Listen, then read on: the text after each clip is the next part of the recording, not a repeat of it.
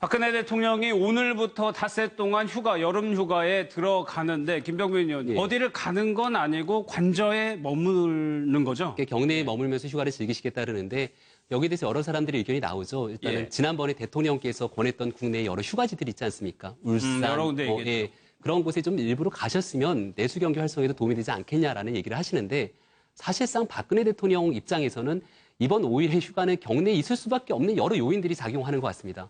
제일 첫 번째로 가장 큰 고민은 누가 뭐래도 이 우병우 수석에 대한 문제겠죠. 지금 현재로서는 우병우 수석이 물러날 뜻을 보이지 않고 있지만 지금 돌아가는 분위기가 여의도 정치권, 여당 내부에서도 일부에서는 이제는 우병우 수석이 결단할 때가 왔다라는 분위기가 감지가 되고 있거든요.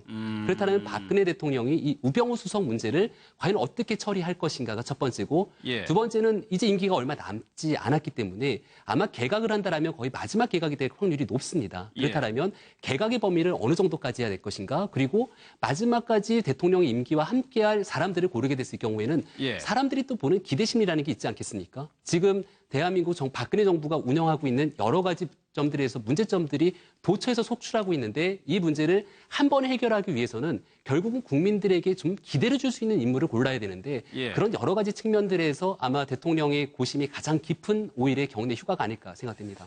그런데 우병우 수석은 휴일인 어제도 출근을 해서 일을 받고 휴가도 취소할 가능성이 있다. 더 열심히 일하겠다라는 건 것 같은데요. 그래서 지금 이미 휴가를 취소한 것으로 보입니다. 그래서 어제도 출근을 했고 오늘 지금 뭐 박지원 국민의당 비상대책위원장 원내대표 이야기를 보니까 페이스북을 보니까 오늘 또 지금 출근을 했다. 그래서 그렇습니까? 지금 우병우 수석이 오늘 또 일한다고 한다더라. 물러나야지 우병우 수석이 물러나야지 레임덕이 오지 않는다. 뭐 그런 내용의 페이스북에 올렸습니다.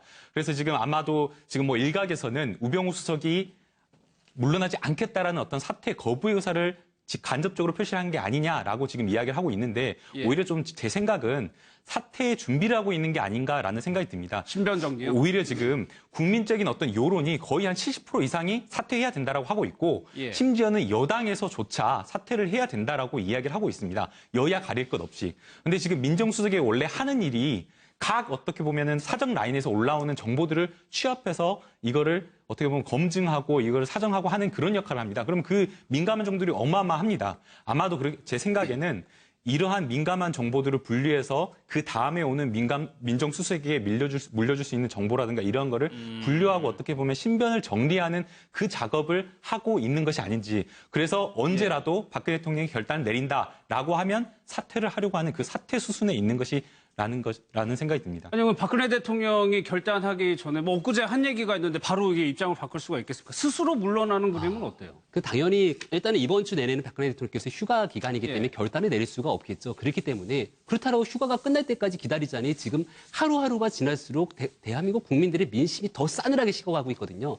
아마 우병우 수석 입장에서는 기회를 봐서 어느 정도 순간에서는 본인이 대통령과 국정 운영에 부담을 드리지 않기 위한 사의 표명할 아까 우리 김남국 변호사가 얘기한 것처럼 그 타이밍을 아마 재고 있다라는 생각이 좀 들고요. 아마 이거를 근데 본인 혼자 스스로 결정할 수 있는 부분은 아니라고 보여집니다. 왜냐하면 과거에 이제 조금 결이 다르긴 하지만 김영환 민정수석 같은 경우가 이 국회 출석을 거부하면서 스스로 그때 사의 표명을 했던 부분들이 어찌 보면 항명 사태로 비춰졌던 사건들이 있거든요. 그렇기 때문에 우병우 수석의 사임이 청와대의 뜻과 다르게 청와대는 사임하지 말아라라고 하고 있는데 본인이 사의서를 낼 수가 없는 부분이라고 보여지는 과정 속에서 그 모든 부분의 부담을 덜어주기 위한 내부적인 교감을 통해서 사의를 표명하기 위한 단계를 거치지 않을까 싶은데 아마 머지않은 시간 안에 결국은 결정하지 않겠는가 이런 관측들이 나오는 것 같습니다. 일단 사퇴한다면 청와대 참모이기 때문에 대통령의 부담을 최소화하는 방향으로 한번 방법을 찾아볼 수도 있을 것 같습니다. 아직까지는 좀 그런 기미가 안 보입니다. 다른 지도부, 여야 지도부 여름 휴가를 살펴봤더니 문재인 대표가 독도를 갔어요? 지금 이제 아마도 독도행이 쉽지가 않습니다. 저희가 가려고 날씨가 해도 굉장히 좋아야 되죠. 날씨도 굉장히 좋아야 되고 그다음에 그 안에서 뭐 2박 3일 머무른다라고 지금 보도가 되고 있는데 아마 어떻게 보면 숙소 문제도 있기 때문에 이 행보는 철저하게 미리 계획된 것으로 생각이 됩니다. 그럼 도대체 뭘 노리고 이제 행보를 했냐라고 생각을 하면 저도 고민을 해보니까 8월 달에 8.15 광복절이 있습니다. 그래서 아마 그거를 지금 미리 염두에 두고 애국 행보로서의 어떻게 보면 애국 행보.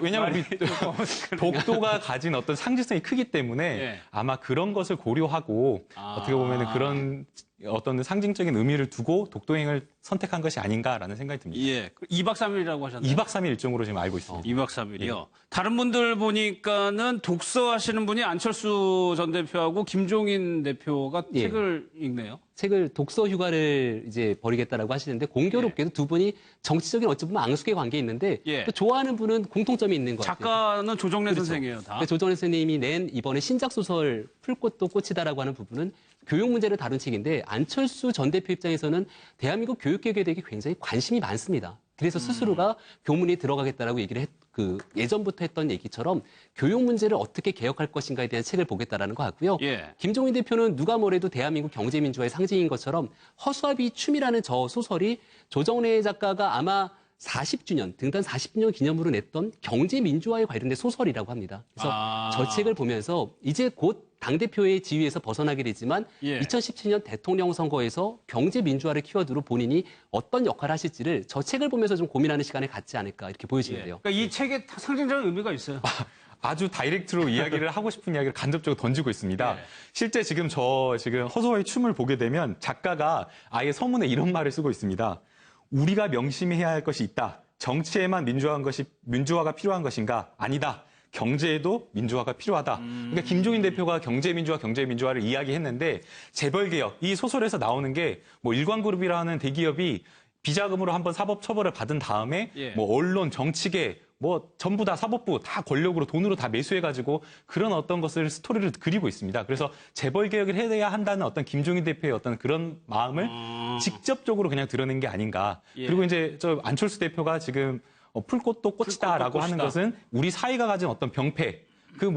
이 책의 내용이 그런 내용이 나온다고 합니다. 고3 아들이 엄마한테 옆에 친구가 쓰러졌어요라고 말을 하니까 엄마가 상관마. 너는 공부나 해라고 하면서 아들한테 줄 뭐 총명타기로 하는 수백만 원짜리 뭐 약을 사러 갔다. 그런 이야기가 나옵니다. 그래서 어떻게 보면 우리 사회가 가진 어떤 경쟁, 승진, 돈, 뭔가 이러한 문제의 해결이 공교육에 있다라는 어떤 그런 메시지를 지금 던지려고 하는 게 아닌가라는 생각이 듭니다. 예. 앞서 지도부 중에 휴가 반납하신 분들도 있죠. 지금 당내 네. 상황이 이런데 어디 휴가냐 이런 건가요? 두 분이 있을 건데 첫 번째는 새누리당 문제를 볼 수밖에 없는데요. 혁신 비상대책위원회가 출범했는데 그 임기가 이제 얼마 남지 않았습니다. 예. 비대위에서 혁신이라는 문제를 다뤄야 되는데 거기에 대한 성과물을 내놓기에 시간이 짧기 때문에 해야 될 일이 굉장히 많고요. 예. 두 번째로 휴가를 반납하신 분이 있는데 1인 2역을 하시는 분이죠. 박지원 원내대표 겸 지금 현재 비상대책위원장이니까 당을 재건해야 되는 업무 그리고 두 번째로 원내를 대표하는 업무 두 가지를 다 맡고 있기 때문에 예. 어쩔 수 없이 휴가를 반납하는 두 분이 계신 것 같아요. 근데 예. 이 여름 기간에는 좀 재충전을 하셔야